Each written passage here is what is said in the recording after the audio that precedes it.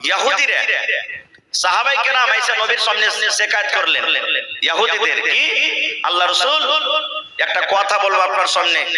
আল্লাহ রাসূল বলছেন কি রে বাবা? বলছে যে আমাদের আশেপাশে যে ইহুদিরা আছে ওরকে স্ত্রীর যখন হাইজ মাসিক হয়, স্ত্রীর যখন মাহিনা হয় হাইজ মাসিক হয়, তখন ওকে বিছানে শুতে দেয় না, ওর বিছানটাকে আলাদা করে দেয়, ওর হাতের খাই না, ওর রান্না বান্না খাই না, ওর কাপড় সাফ করা লাই না, আর ওকে বিছানো পাঞ্জরে ঘুমাইতে লাই না। বলছে যে তুই জয়দিন না পাক হয়ে থাকবি, তুই আলাদা হয়ে থাক, তুই এখন না পাক হয়ে আছিস, তোর মতন স্ত্রীকে বিছানে শুতে লিব না। কে বললেন? সাহাবায়ে কেরাম। ইহুদিরা এরকম করত, নবীর সামনে শিকায়ত করলেন। সুবহানাল্লাহ। এবার নবীজি কি বললেন জানেন?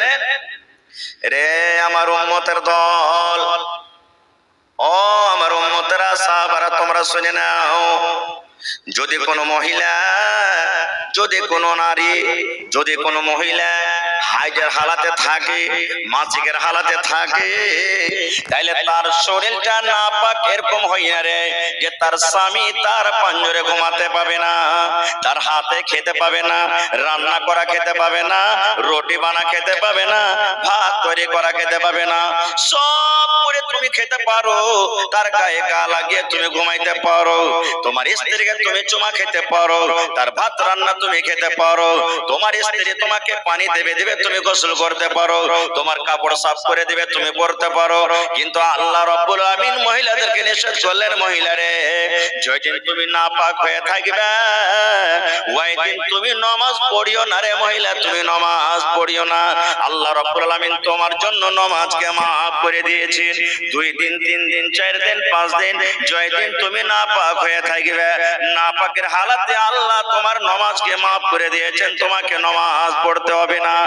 আর যদি রমজান মাসে তোমার হাজ মাসিক চালু হয়ে যায়, তাহলে যেদিন তুমি নাপাক হয়ে থাকবে রে মহিলা, তুমি রোজা ছেড়ে দাও, তুমি রোজা রাখিও না।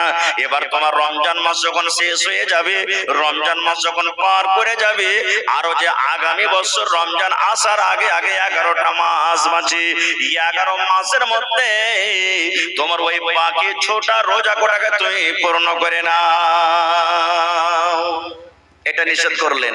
আর কি বললেন? রে পুরুষের দল, এ পুরুষেরা তোমরা শুনে নাও, তোমার বিবিরা তোমার জন্য হারাম আছে একটা কাজের জন্য, একটা কাজ তোমরা জেনে শুনে খবরদার করবে না। যদি তোমরা কাজটা করতে যাও তাহলে তোমাদের পাপ হয়ে যাবে, গুনাহ হয়ে যাবে, তোমরা গুনাহ করে যাবে, তোমাদের দ্বারাতে ভুল হয়ে যাবে, গুনাহ হয়ে যাবে।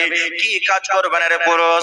আল্লাহ রাসূল বলেছেন, পুরুষ রে যখন তুমি ইস্তারি করিও না, তার সাথে তুমি জিমা করিও না, তার সাথে তুমি সহবাস করিও না, তুমি গায়ে গা মিলিয়ে তুমি ঘুমাতে পাবে, শুতে পাবে, কিন্তু একটাই কাজ থেকে তোমাকে শুধু বারণ করলাম, সেটা হলো তোমার স্ত্রীর সাথে তুমি মিলন করবে না। এবার যদি কোনো মানুষ বলে যে আমি করি নিব, তো নবীর নাফরমানি করলে, আর নবীর যখন নাফরমানি হয়ে গেল তো ওই জায়গাতে গুনাহ হয়ে গেল। এবারে ওই ইহুদিরা নিজের স্ত্রীদের মান সম্মান দিত না, বিছানে নিজের স্ত্রীকে ঘুমাইতে দিত না যে তুই আলাদা হয়ে ঘুমা, কখন যখন হাইজ মাসিকের আলাদা থাকতো।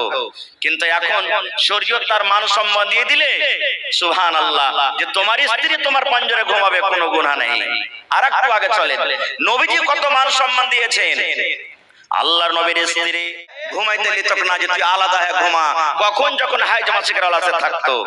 কিন্তু এখন শরীয়ত তার মান সম্মান দিয়ে দিলে, সুবহানাল্লাহ, যে তোমার স্ত্রী তোমার পাঞ্জরে ঘুমাবে, কোনো গুনাহ নেই। আর একটু আগে চলে, নবীজি কত মান সম্মান দিয়েছেন।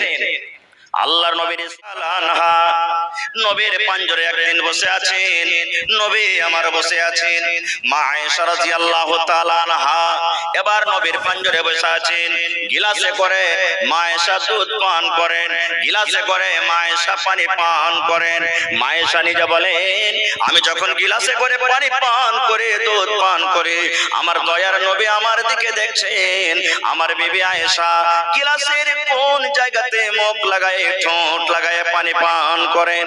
এবার মা আয়েশা বলেন, সহিহ হাদিস রে বন্ধু, আমি পানি পান করতে করতে কিংবা দুধ পান করতে করতে যখন আমি গিলাসটাকে রেখে দিলাম, দয়ার নবী চট করে গিলাসটাকে উঠিয়ে নিলেন।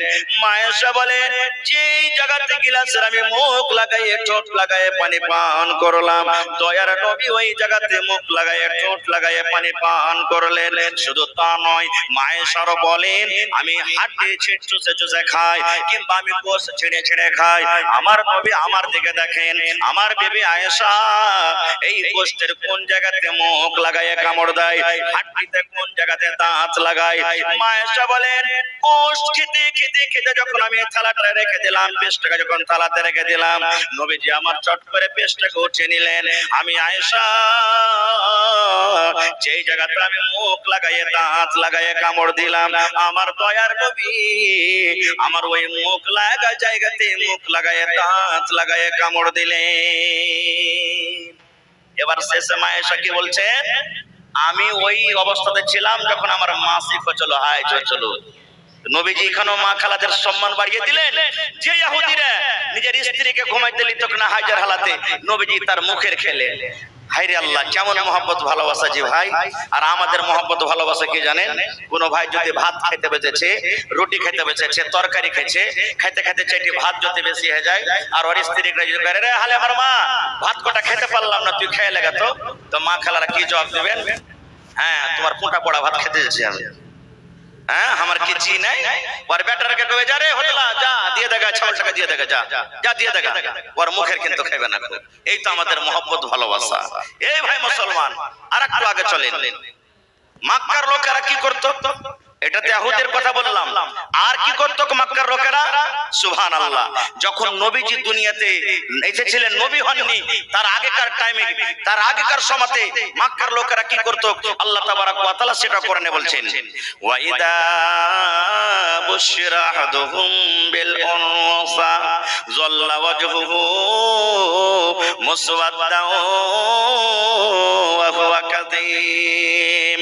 ওরে আল্লাহ, আজকে যদি আমার আপনার বাড়িতে 2টা 3টে 4টে মেয়ে হয়ে যায়, মন খারাপ ভারী হয়ে যায়, বাবার রাতের বেলাতে ঘুম আসে না, কত ভাই নিজের স্ত্রীকে মারে আর গালি দেয় আর বলে, এরে হারামের বেটি হারামি, এরে খব্বিসের বেটি খব্বিস, তোর পেট থেকে শুধু কেন মেয়ে হয়, তোকে তালাক দিয়ে দেব, তোর মতন বিবিকে বাড়িতে রাখবো না, কত রকম নানা প্রকারের আল্লাহ গালি দেয়।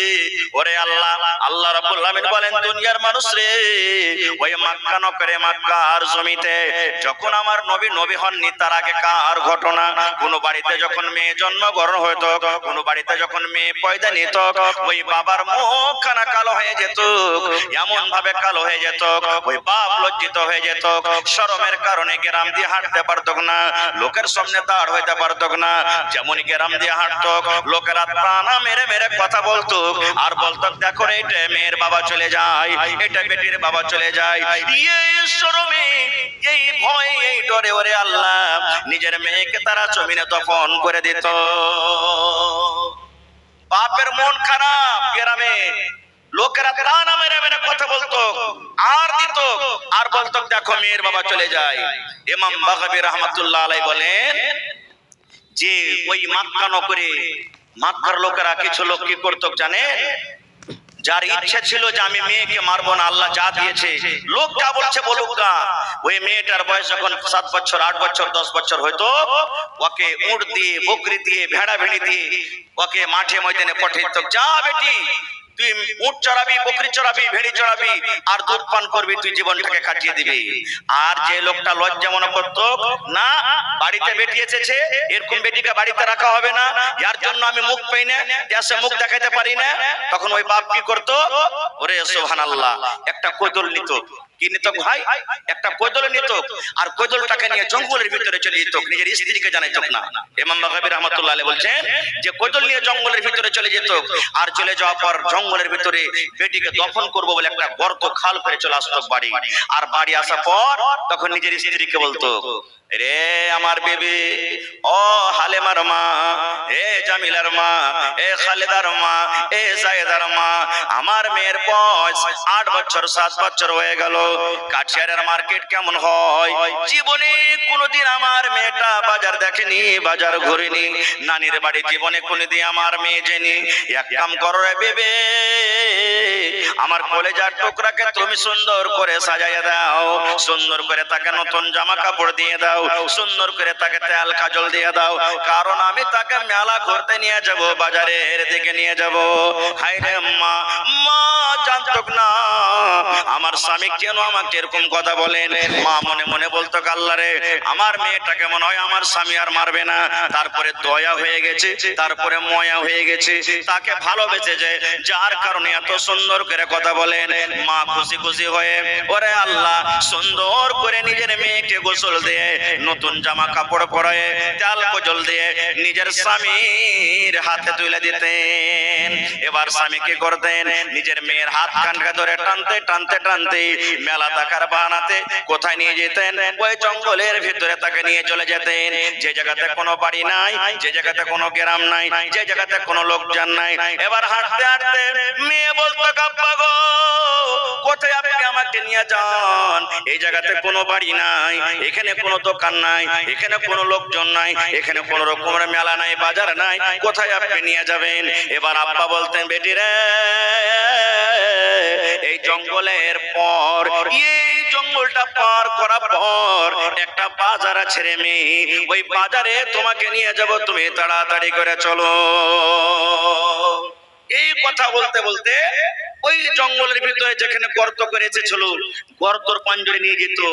আর নিয়ে যাওয়ার পর সুবহানাল্লাহ, তাকে বলা হতো কি, বাপ বলতো, বেটি রে, এই গর্তটা কত বড় আছে রে মা, তুমি একটু নজর করে দেখো তো, একটু দেখো তো, চোখ মেল করে দেখো তো, এই খালটা কত বড় আছে। মাসুম বাচ্চা তো জানে না আমার আব্বা জান কেন আমাকে গর্ত দেখতে বলছেন। সুবহানাল্লাহ। এবার ওই মেয়ে কলেজার টুকরা যেমনই আব্বার কথা শুনে এরকম ভাবে মাথা বাড়িয়ে গর্তর দিকে দেখতে গেলেন, যেমনই চোখ বাড়িয়ে দেখতে গেলেন, সুবহানাল্লাহ, পিছন থেকে বাপ একটা ধাক্কা দিয়ে এমন জোর করে ধাক্কা দিল, ধাক্কার সাথে সাথে ওই কলেজার টুকরা মেয়ে গর্ততে পড়ে গেল। যেমন গর্ততে পড়ে যাওয়া, মেয়ে কাঁদতে শুরু করলো, আর গর্ততে পড়ে পড়ে বলে, আব্বা গো, কেন তুমি আমাকে গর্ততে ফেলে দিলে, কেন তুমি আমাকে খালে ঢাকিয়ে দিলে? এবার আব্বা বলতো, ও আমার কলিজার টুকরা মেয়ে, যে দিন থেকে তুমি আমার বাড়িতে জন্ম নিয়েছো, যে দিন থেকে তুমি আমার বাড়িতে এসেছো, আমার রাতের বেলাতে ঘুম আসে না, তোমায় আমি নিয়ে চিন্তায় পড়ে আছি। লোকেরা আমাকে আর দিছি, লোকেরা আমাকে দেখে দেখে বলে, দেখো রে, এটা মেয়ের বাবা চলে যায়, এটা মেয়ের বাবা, আর বাড়িতে মেয়ে জন্মগ্রহণ হয়েছে। এই জন্য মেরে দুনিয়াতে তুমি যতদিন ছিলে ভালো হয়ে থাকলে, আজকে তোমার শেষ টাইম, শেষ দিন, জীবনের মতো তুমি আব্বা বলে না, জীবনের মতো মাকে মা মা বলে ডাকে নাও, কারণ আজকের পর এই দুনিয়ার তুমি মুখ দেখতে পাবে না, আকাশের মুখ দেখতে পাবে না, তোমার এই হতভাগাকে আর আব্বা আব্বা বলে ডাকতে পাবে না, তোমার মায়ের কথা তোমার মার শুনতে পাবে না। এই জন্য তুমি জীবনের মতো তুমি আমাকে আব্বা বলে নাও। ইমাম বাগাবী রাহমাতুল্লাহ আলাইহি বলেন, যখন এই কথাটা তার মেয়েকে বলা হতো, গর্তেতে পড়ে পড়ে মেয়ে কথাটা বলতো, আব্বা গো,